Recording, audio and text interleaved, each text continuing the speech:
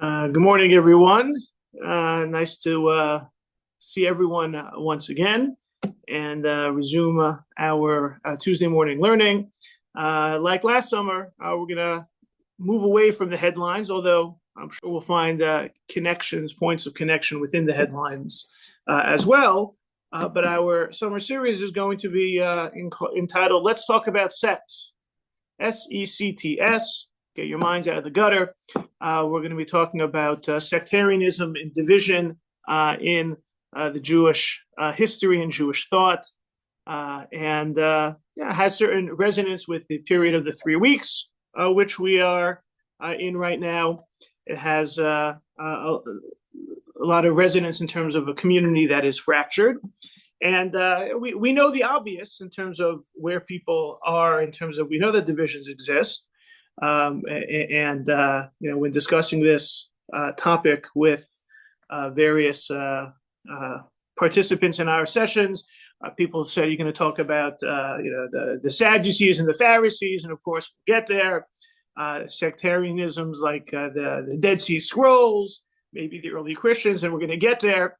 But I wanted to start off with the first Jewish divisions and talk about brothers at war, sibling rivalry. And look at in the book of Bereshis some of the very famous disputes within brothers, and just to set the stage for how that division, or maybe that coming together, provides the foundation for understanding or analyzing, synthesizing the divisions that we see and what we're aspiring to move beyond them. So we're going to start with a comment that Rabbi Sachs makes in an article on Parshas Miketz. Miketz, of course, the story of Yosef and his brothers, and we'll come to some of the verses and the text of that in a little bit. But Rabbi Sachs writes that deep down, the book of Bereshit is exploring the most profound source of conflict in history. Freud thought that the great symbol of conflict was Laius and Oedipus, the tension between fathers and sons. Bereshit thinks otherwise. The root of human conflict is sibling rivalry. Cain and Abel, Isaac and Ishmael, Jacob and Esau, and now Joseph and his brothers. And Rabbi Sachs has written extensively on this subject. And in particular, he has a whole book that tries to understand and analyze. We'll see, we'll return to some of those themes as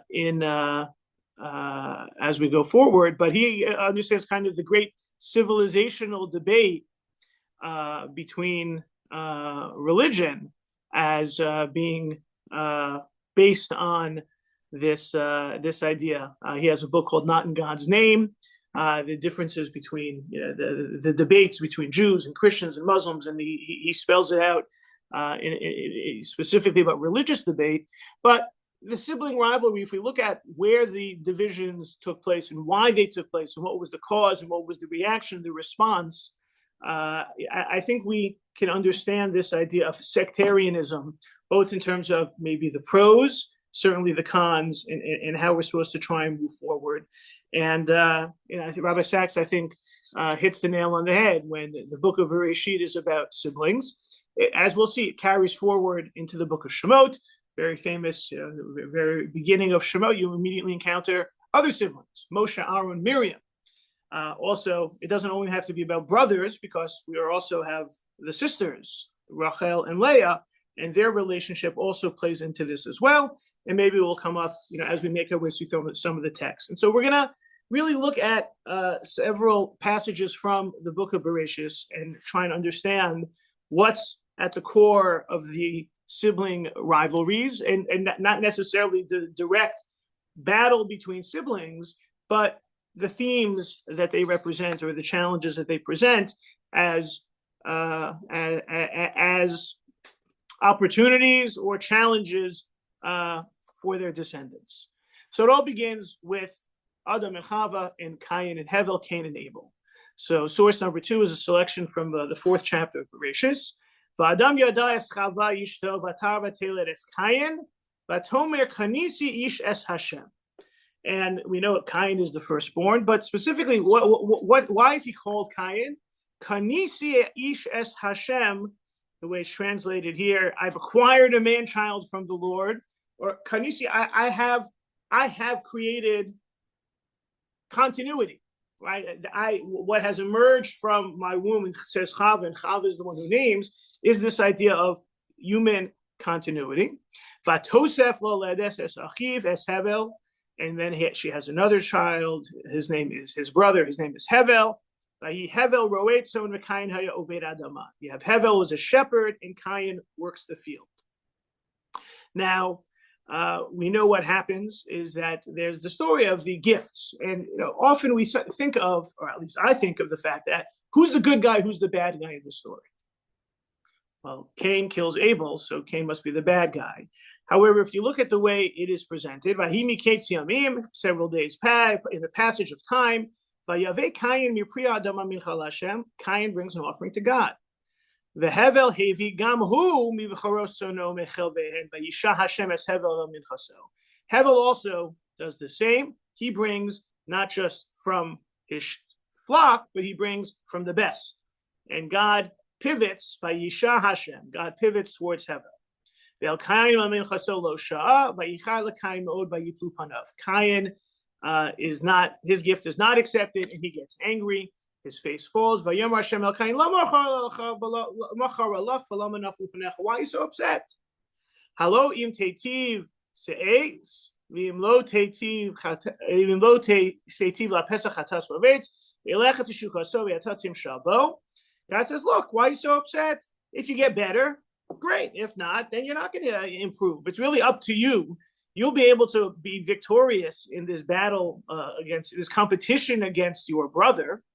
If not, well, it's really your fault. I remember that we're talking about the summer season. I remember studying this when I went to summer camp many moons ago. This was the subject of our camp learning, and we had all of us were memorizing this pasuk. So I still remember this pasuk from then. Didn't really understand what it meant, but I just remember the words and how it flows. Haloim tetiv se'es, lo tetiv pesach chatas v'avetz, so that's true. So atatim shalbo, vayomer Kayin el Hevel, right? God gives Kayin marching orders, tells him how he can win. Kayin speaks to Hevel. And it happened that they were in the field. Kayin kills Hevel. So just to unpack a little bit of this, Hevel is the good guy. Cain is the murderer. However, when we look at the two of them, Kayin is agriculture. Hevel is in the farming business. Kayin is the first to offer the gift. Hevel is not the innovator. He's the runner-up. Now he's more successful. Also, the idea that in terms of their professions, Kayin is producing. He's creating. He's growing crops. He's making something sprout from the earth. What's Hevel? Hevel is a shepherd. The shepherd watches sheep. In terms of who is creating something from scratch, it's Kayin. Kayin has this creativity. Kayin has this idea to offer a gift. Hevel is the runner-up, but he's, I guess the Yiddish expression would be that he's ausgebessert. Hevel doesn't innovate, but Hevel gets it better. And that's really what Hashem is saying. Kayin, I like what you're doing, but you're not all in. You have this creativity. You're growing crops. You have this idea that God deserves a gift, and you kind of offer something, but realize you can be doing more, and that's what your opportunity is. Now, what does Kayin do instead? We see that Kayin talks to Hevel, Vayoma Kayin el Hevel, but Hevel doesn't talk back. It seems that that Kayin doesn't learn the lesson that he's. It's not just about the creativity; it's about being thoughtful. It's about evolution. It's about making things. It's making improvement. Kayin has like this. He's the ideas man, and he's even able to turn some of it into the first step, but he's not able to really deliver the victory. He's not able to get the win because he's not, whether he's lazy, whether he's reluctant, whether he's arrogant. And the interaction between Kayin and Hevel is he speaks to Hevel, but he doesn't wait for Hevel to speak back. And instead of creating a relationship, he goes for the knockout blow and ultimately kills him. And what we see in this Cain and Hevel situation is, that first sibling rivalry. Obviously there's hatred, there's anger, there's murder, there's death, there's tragedy, right? There's a crime. But what we're seeing here is the opportunity for potential, and we're seeing unfulfilled potential, and we're seeing a derailed situation. What happens when that potential is not actualized, as well as when really there's at its core, they're talking past each other. They're not talking with each other, right? Cain speaks, and he doesn't wait for a response. And again, we're also not really fully clear on Hevel's reactions to him. This will bring to mind a little bit in terms of, the older brother, younger brother dynamic that we see later on with Yaakov and Esav. But what we're seeing in this first tragic situation of sibling rivalry is, two talented folks, typical Jewish overachievers. However, there's a little bit of reluctance on the part of one of them, certainly on the part of Cain, to fully actualize his potential. And you also have the inability of there being an exchange of conversation and ideas between Cain and Hevel.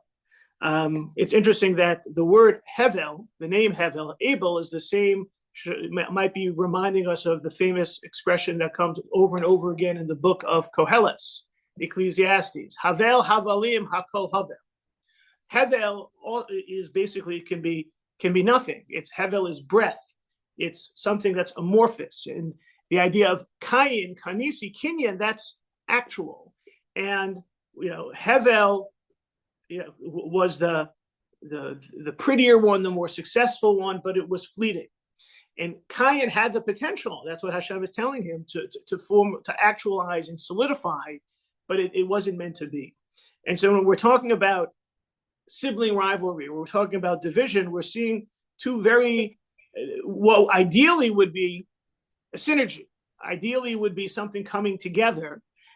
Yet at the same time, it's because they go past each other, it's not meant to be. Yes, Miriam. I think I heard this from Rabbi Saul Berman many years ago that, even though shatnez is a chok, we don't know the reason for it. This is one of the reasons for it, that commemorates the first homicide in the Torah, where one was with wool and one was with plants, which be linen. Mm-hmm. Right. Yeah. Look, I think it's a great parallel in terms of this idea of sibling rivalry, and I think we're going to keep coming back to this because it should work, but there's a certain toxicity that it can't work. Like, we want it to work, but it can't work. It can't coexist. I think we'll see it explicitly in this with the Yaakov and Esav, in the way I want to look at the siblings there. But this was in a sense, let's look at it, and then because I think in a sense we want it to be, but it can't be. And these are the two realms. It's the plant realm and the animal realm, and you need both of them, but you can't have both of them. And shatnez is almost symbolic of the sibling rivalry, the conflict, or the tension that exists. And how to work through the tension is essentially what I think is the lesson of sibling rivalry, which also I think will shed light on all of the other conflicts, which we'll see in the next couple of weeks. So, famously, let's move into history. You have Yitzchak and Yishmael, and what's happening there. So, source number 3, right? We know Sarah gives birth to Avraham, Ben Lizkunav, right? This is his child from Sarah. We already know that there's a child from Hagar, which is Yishmael. Right? The way it's translated here, God has made laughter for me. But the word tzchok also sounds a little bit like a joke. And the whole laughter piece of Yitzchak, in terms of what's going through Sarah's mind in all of this, think back to what precedes this, right? What does Sarah do when she hears that she's going to have a child? What's her reaction? She laughs. And the laughing there, right, is a little bit mocking because, Hashem says to Avram, it's not in this text before, right? Right? And then Sarah says, no, I didn't laugh. And God says, no, yes, you did laugh. And there's a little bit kind of a tension of a disbelief of, is it joyous? Is it mocking? And what's going to happen is that, once Yitzchak gets older, right? Vatera Sarah is ben Hagar hamitzrisha shel Yodel Avram mitzachim. What leads to the rupture? Yishmael is mocking Yitzchak.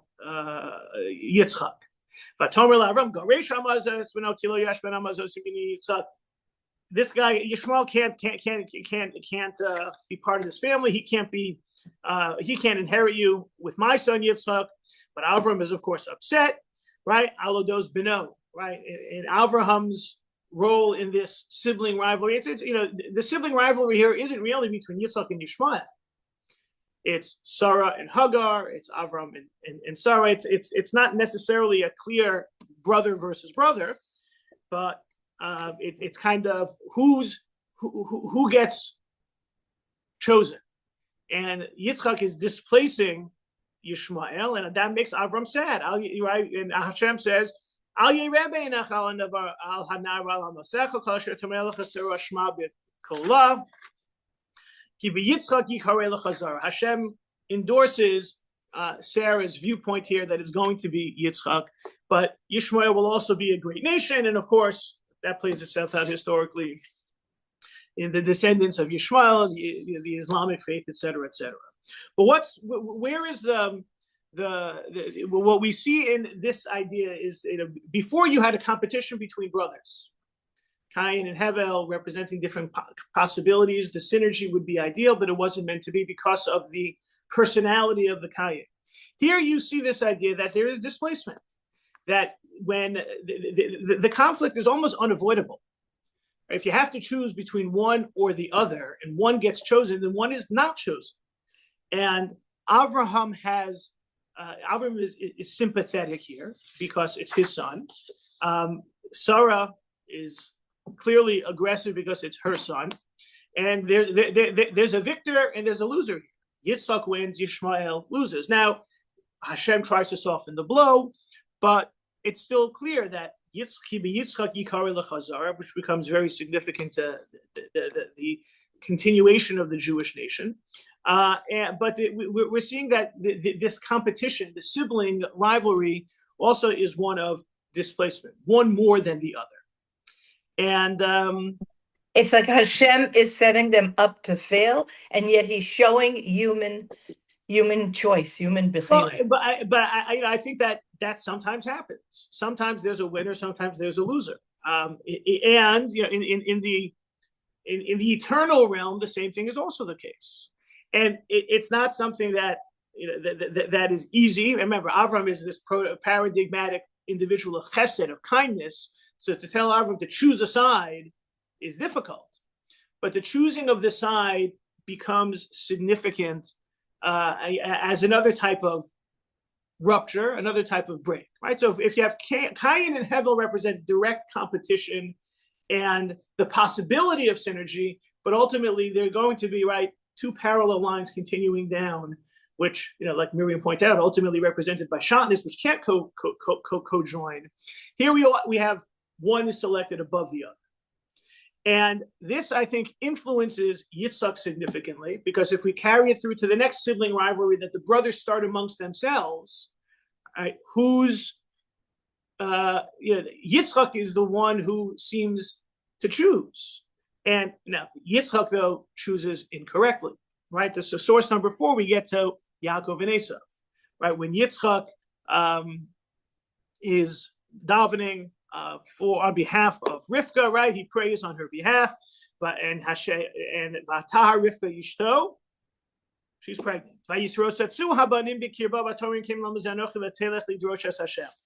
Here, so now we're back to the competition of the two brothers. Rivka realizes that something is unique here and is going to require a divine response. And God says, we're very familiar, right? You have two nations, and Rav Yavod Sa'ir, most will worship the younger, right? If the displacement before, in this family tradition was Yitzchak over Yishmael, also being chosen by God, Rivka received the message that, yes, the younger is going to be more significant here. She gives birth, Esav is born, Yaakov is born, right? The competition is apparent from the beginning, with Esav first, but Yaakov trying to be first and coming out afterwards, right? Vayigdilu hane'arim, the children grow up. Esav has his strengths. He's an outdoorsman. Yaakov is the more cerebral. Right? It's almost bringing back to mind the Cain and Hevel. Esav is a Cain, Yaakov is a Hevel. How's this going to play out?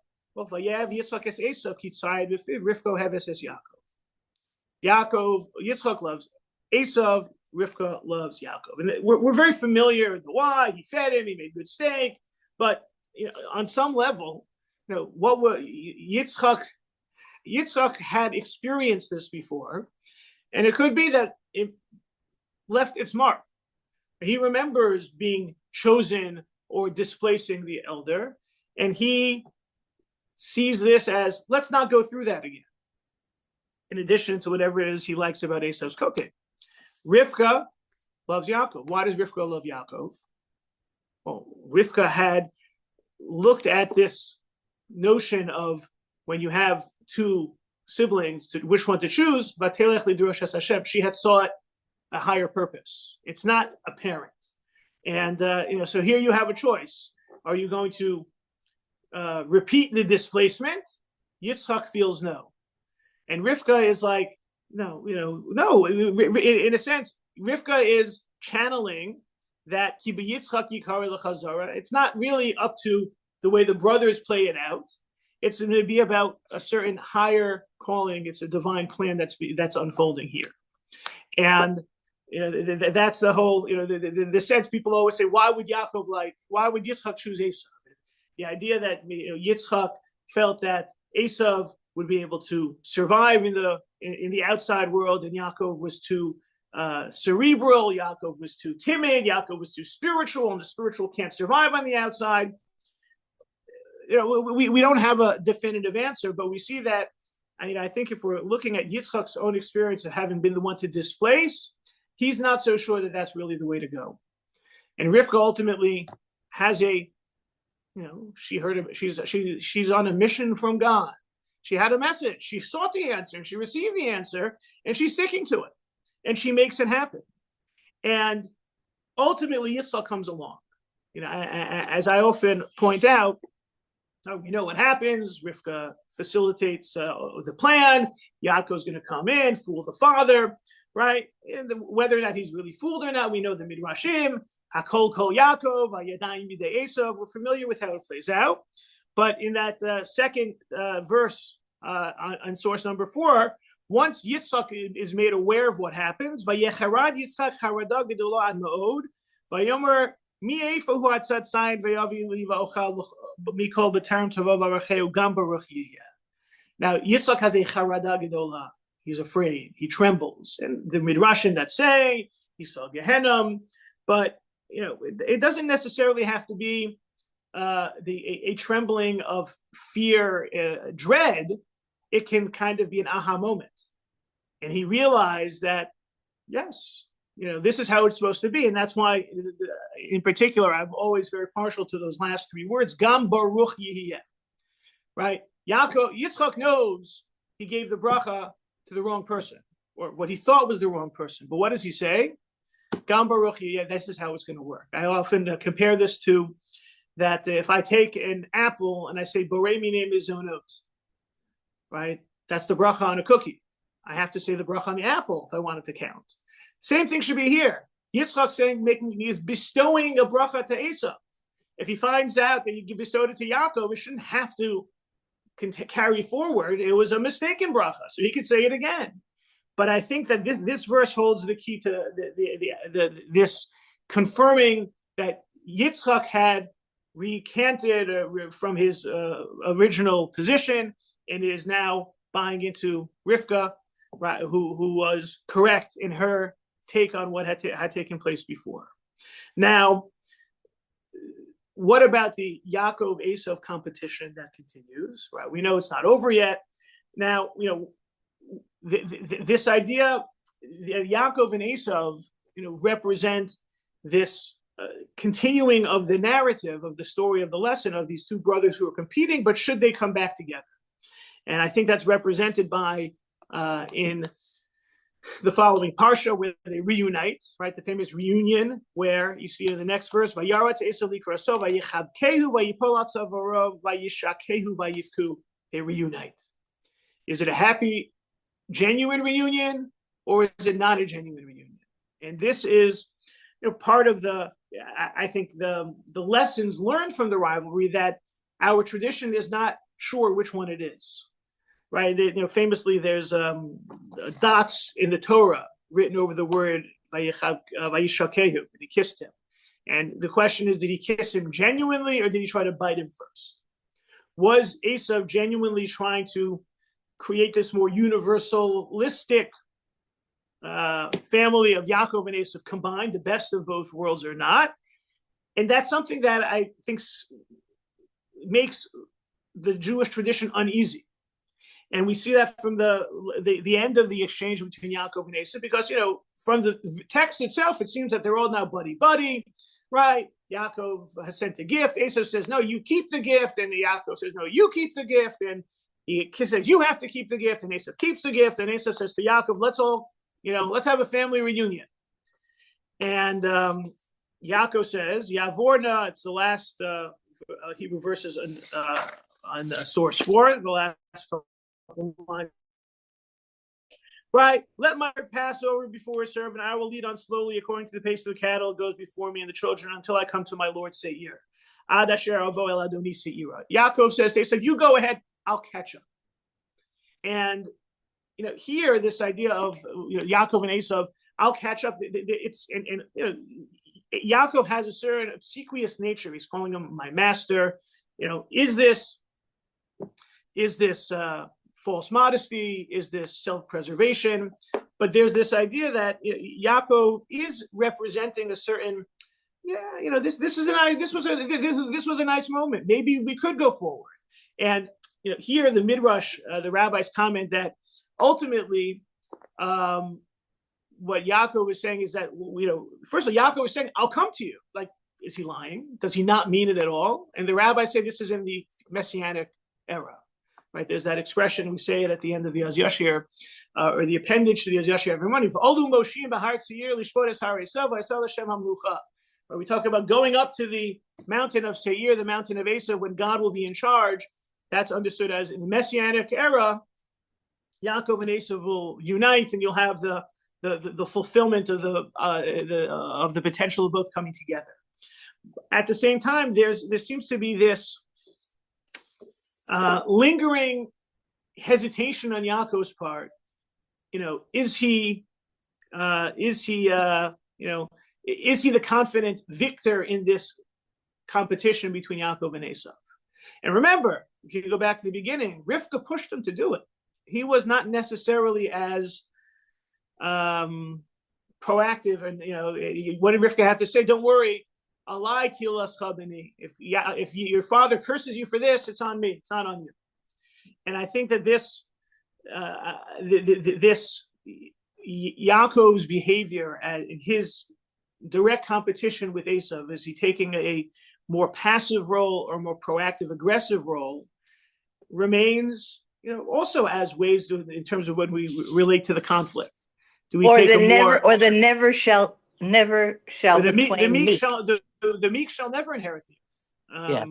But if you and I think that this emerges in the story with that comes afterwards with Dinah, because we know that was a terrible offense committed against Dinah, and Yaakov does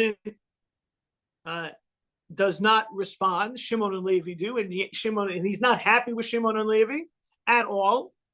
And you see in source number 5, Yaakov says to Shimon and Levi, you have made me odious among the inhabitants of the land. I'm few in number. They're going to gather around against me, and they're going to kill me. I'm going to be destroyed. He was playing a little bit more. He was playing it safe, even after such an assault on the family.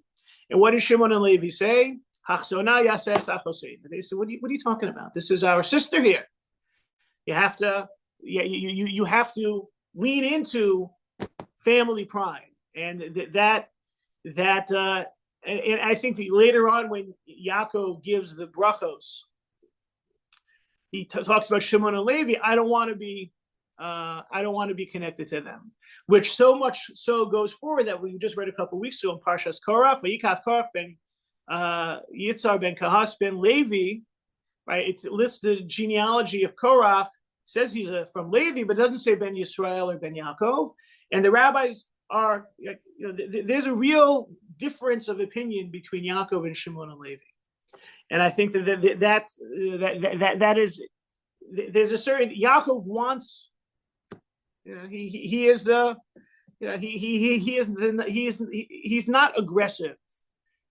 There's a reason he's chosen, not because of, maybe it's because he's not aggressive, but maybe Yitzchak's hesitations in choosing Yaakov had a certain amount of merit, at least in his own mind. We know that he's chosen, Hashem chooses him. Yitzchak yikar l'chazara. Rivka went and got her answer from God, but Yaakov isn't fully leaning into being the victor here. It's like La'amod al dam re'echa of your child. Well, he was silent. But I think that look, he's at least the text presents him as being prudent, right? Had he responded more aggressively, he could have ended up losing everything, right? That is which is actually interesting, because when he said to Esav that maybe I don't want to, he said that you have to. One of the other verses there says, if you push the sheep too hard, umesu kol hatzon, they're all going to die. There's a certain hesitation that Yaakov has. He's a little bit risk averse. And I think that some of this leans into his. I think that type of hesitation. And remember, the word akev is heel, and akev is however. There's a kind of a but there. It's not always fully forward. There's a certain conflictedness about it, right? What happens next? How does Yaakov relate to his own children? Yisrael Asor 6. Yisrael Havis Yosef Mikol Bonav Tivens Kunim Hulo V'Yaslok Sonas Pasim. When there emerges from his children what seems to be the chosen one, he leans into playing favorites, and that leaning into the playing favorites leads. That playing favorites led to the hatred, and then Yosef didn't help it, because Yosef, if you're the chosen one, you can either try to make shalom with everyone else, or you can lord over them that you're the chosen one, and Yosef did the latter.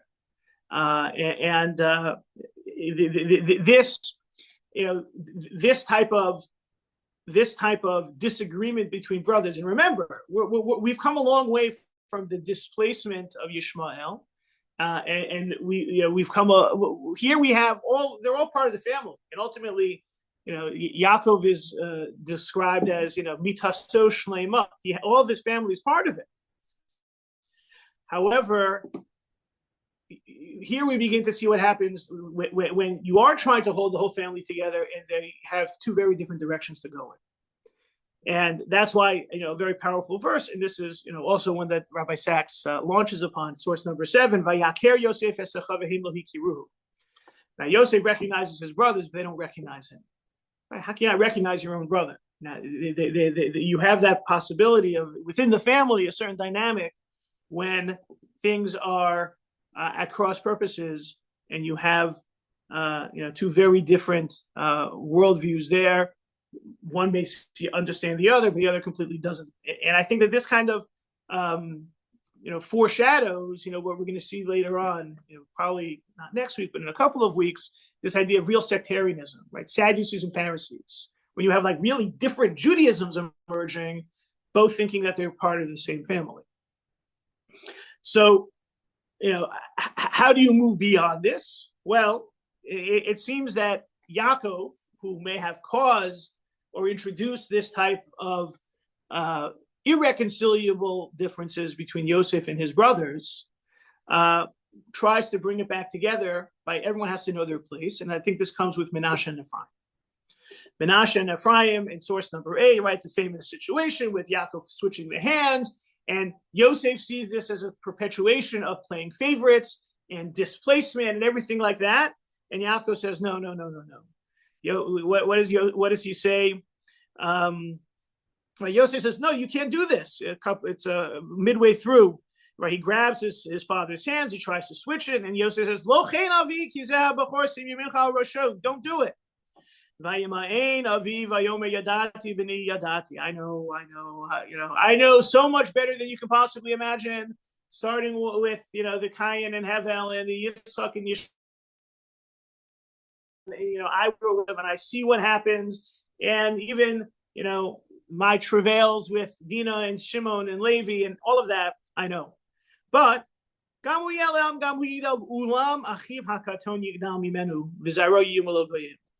one's there's one that's gonna be better. There's one that's gonna have a different mission, and it's okay for the one to displace the other, but both of them to still be part of the bracha. And that's why we say Yisimcha Elohim ke'Ephraim v'chi Menashe. That becomes the blessing for all eternity of our children, to be like Ephraim and Menashe. Be Ephraim and Menashe, they're both successful. They're both the grandchildren and the like, but they also represent one being in a different order than the other. And that can be okay. Now, it's not so simple, but that could be okay. And trying to balance all of these variables together is, I think what's behind you have the book of Bereshit known as Sefer HaYashar. The Midrash calls Bereshit Sefer HaYashar the book of the upright. And it's referring to the patriarchs, Avram, Yitzchak, and Yaakov. And the Netziv in source number 9 talks about it, that was the greatness of our forefathers, in addition to being righteous, pious, and lovers of God. We almost agree they were also Yisharim.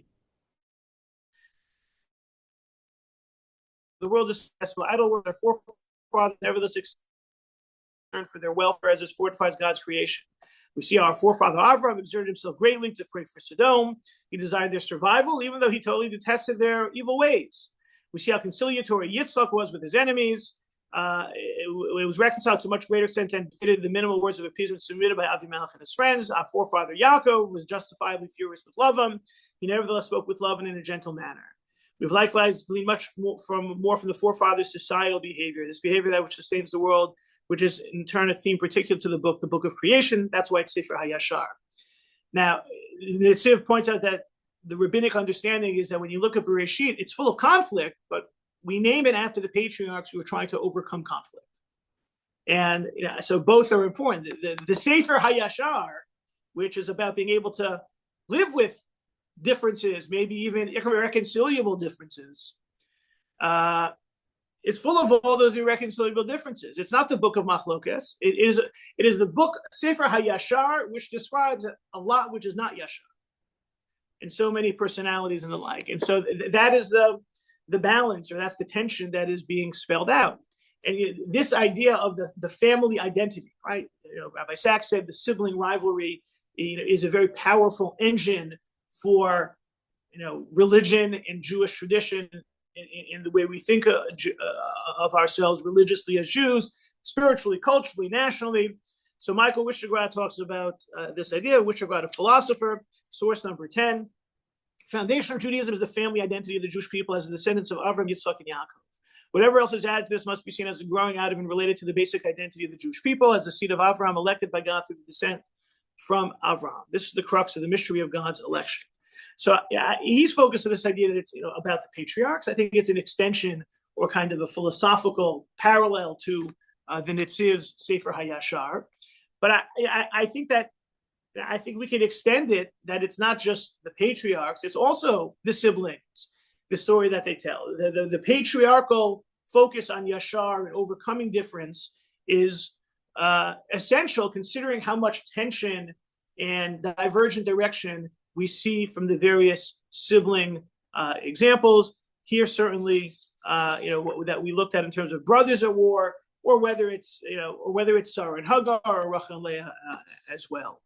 And that's really why Rabbi Sachs concludes, source number 11. Judaism was the world's first monotheism, but not the last. Two others emerged claiming descent, literal or metaphorical, from Abraham, Christianity, and Islam. It would be fair to call the relationship between the three Abrahamic monotheisms one of sibling rivalry. Far from being of mere antiquarian interest, the theme of Bereshit has been the leitmotif for the better part of the last 2,000 years, with the Jewish people casting the role of Joseph.